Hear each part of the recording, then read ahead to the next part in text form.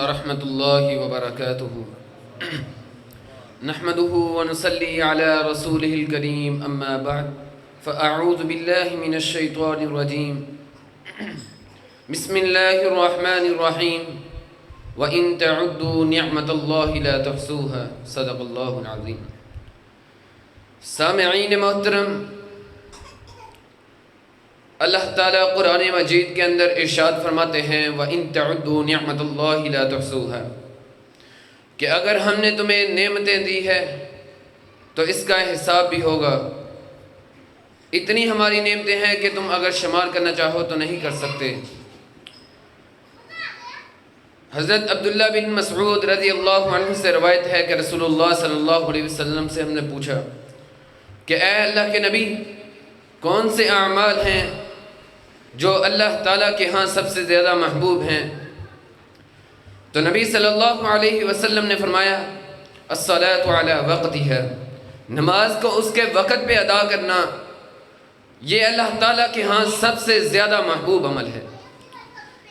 تو میں دیکھتا ہوں کہ کیا نماز کے وقت ہمارے دشمن ہمارے سر کے اوپر کھڑے ہوتے ہیں؟ نہیں. میں سوال کرتا ہوں کہ وہی بیت المقدس کہ جس کے اوپر یہودی قابض ہیں، اس جمعہ کے اندر 50,000 نمازیوں نے زبردستی نماز جمعہ ادا کی. کیا ہم ان سے زیادہ مظلوم ہیں؟ وہ لوگ کہ جن کی 42,000 شہادتیں ہو چکی ہیں، اس کے باوجود 1,00,000 سے زائد زخمی پڑے ہوئے ہیں، اس کے باوجود 50,000 سے نماز کے اندر نمازی آتے ہیں. دوسرا عمل ثم بر الوالدین، والدین کے ساتھ نیکی کرو. واخفض لهما جناح الذل من الرحمہ وقل رب ارحمهما کما، اور جب وہ اس عمر کے اندر پہنچ جائیں، بزرگ ہو جائیں، تو ان کے لیے اپنے ہتھیلیوں کو پھیلا دو رحمت کے ساتھ اور کہو اے رب، اے میرے رب، اس طرح ان کے اوپر رحم فرما جس طرح انہوں نے میرے اوپر بچپن کے اندر رحم فرمایا تھا.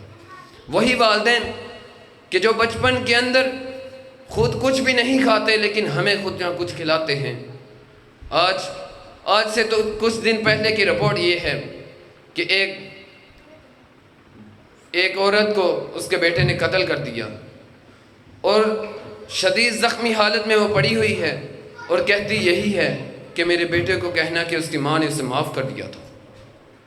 وہ کیسی ماں تھی کہ جو مرتے ہوئے بھی یہی کہہ رہی ہے کہ میرا بیٹا جذباتی تھا، اسے کہہ دینا کہ اس کی ماں نے معاف کر دیا تھا اور اسے تم بھی معاف کر دینا. آج کے حالات دیکھ لیجئے کیسے پیش آتے ہیں ہمارے آج کے نوجوان اپنے والدین کے ساتھ. تیسرا عمل رسول اللہ صلی اللہ علیہ وسلم نے فرمایا ثم الجہاد فی سبیل اللہ، اللہ تعالیٰ کے راستے میں جہاد، یہ اللہ تعالیٰ کے ہاں سب سے زیادہ محبوب عمل ہیں. آج ہم نے جہاد کو چھوڑ دیا. فلسطین کے اندر جو ہوتا ہے ہو جائے، ہمیں کچھ پرواہ نہیں. ہم نے جہاد کو چھوڑ دیا. اللہ تعالیٰ کا ہمیں لاکھ لاکھ شکر ادا کرنا چاہیے کہ جو رب العالمین اس کے باوجود ہمیں کھانے کو روٹی دے رہا، اس کے باوجود کہ ادھر 42,000 شہادتیں ہو چکی لیکن ہمارے حکمران چپ بیٹھے ہیں، ہم چپ بیٹھے ہیں، کوئی مسئلہ نہیں.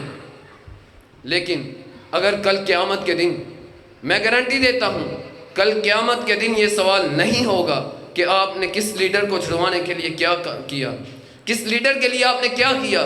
لیکن اگر یہ سوال ہو گیا کہ ادھر فلسطین کے اندر ماں اور بہنوں کی عزتیں لوٹی جا رہی تھی اور تم کیا کر رہے تھے، تو سوچو کیا ہوگا. ہمیں چاہیے کہ ہم اپنے عقیدے کے اوپر بھی توجہ دیں. آج کے ہمارے معاشرے کے اندر عقیدے کا بالکل بیڑا غرق ہو چکا ہے. اسی طرح توحید ہمارا مین مقصد ہے، بنیاد ہی توحید ہے. اگر ہماری توحید ٹھیک نہیں ہوگی تو ہم نام کے مسلمان ہیں، کام کے مسلمان نہیں. تمام انبیاء کی بنیادی دعوت آپ دیکھ لیجئے، وہ توحید تھی. وَإِلَىٰ عَادٍ أَخَاهُمْ هُودًا قَالَ يَا قَوْمِ اعْبُدُوا اللَّهَ وَإِلَىٰ ثَمُودَ أَخَاهُمْ صَالِحًا قَالَ يَا قَوْمِ اعْبُدُوا اللَّهَ وَإِلَىٰ مَدْيَنَ أَخَاهُمْ شُعَيْبًا قَالَ يَا قَوْمِ اعْبُدُوا اللَّهَ. اے لوگو، اللہ کو ایک مانو، اسی کی عبادت کرو. لیکن آج کے ہمارے معاشرے کے اندر دیکھ لیجئے، دربار عام ہے، ہر جگہ پہ پیر بیٹھے ہوئے ہیں اور ہم ہیں کہ جا کر سجدہ کرتے ہیں. انہی کو پیسہ دیتے ہیں، والدین کے مرنے کے بعد ہم اس طرح کے کام کرتے ہیں کہ جو ہمیں پہلے کرنے چاہیے تھے۔ حضرات محفل، تو میں دیکھنا چاہتا ہوں کہ آج ہمارے معاشرے کے اندر ایک چیز اور جو سب سے بڑی ہے وہ ہے ناپ تول میں کمی۔ حضرت شعیب علیہ السلام کی قوم کو کس وجہ سے عذاب آیا تھا؟ اگر ہم دیکھیں، ان کو ناپ تول کی وجہ سے تھا۔ حضرت شعیب علیہ السلام نے منع کیا کہ ناپ تول میں کمی نہ کرو، اللہ تعالیٰ کا عذاب بہت بڑا ہے، لیکن ان کی قوم باز نہ آئی اور اللہ تعالیٰ کا عذاب آیا۔ اللہ تعالیٰ سے دعا ہے اللہ تعالیٰ جو بھی سنایا اس پر عمل کرنے کی توفیق